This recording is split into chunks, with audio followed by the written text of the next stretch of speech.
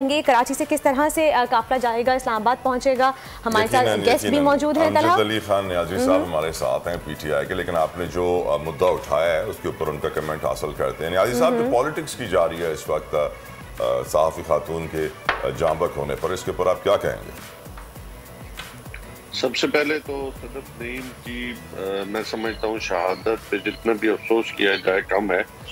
आप खुद बता रहे हैं अपने अल्फाज में कि किस तरीके के साथ वो धक्का लगने से वो ट्रेलर के नीचे आ गई, कंटेनर के नीचे आ गई। तो इस पे देखो, अल्लाह ताला की ज़ात उनके घर वालों को सब्र जमील अता फरमाए।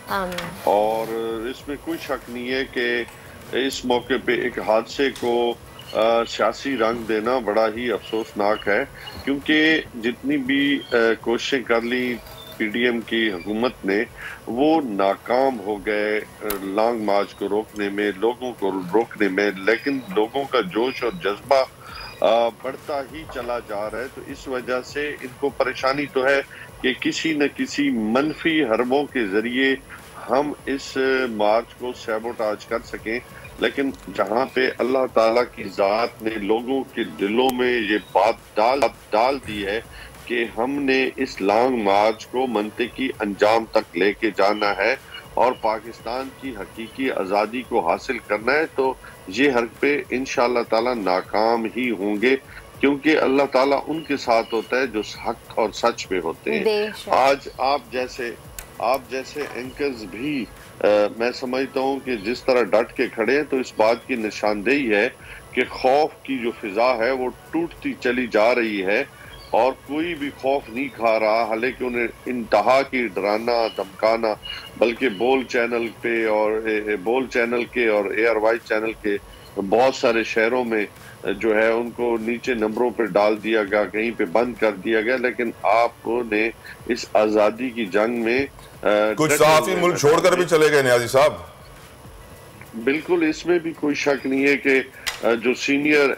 सहाफ़ी थे वो मुल्क छोड़कर बाहर जा रहे हैं।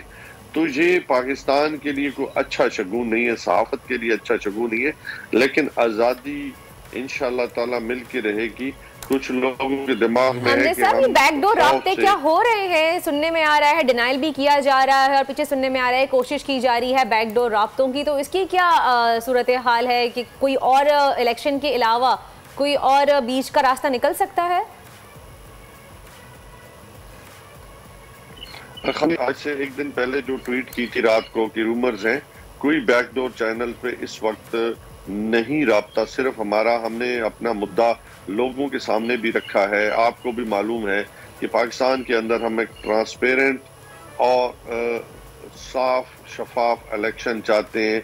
हमारा बुनियादी मकसद वही है कि पाकिस्तान के अंदर रूल ऑफ लॉ हो, जजा सजा का निज़ाम हो, पाकिस्तान अपने मफाद में फैसले कर सके, इस मुल्क से डिक्टेशन ना ले। ये हमारा वाज़ेह एजेंडा है, ये पाकिस्तान का एजेंडा है जो इलामा इकबाल का विजन था, कायद आज़म का विजन था, हम उसको लेके चल रहे हैं।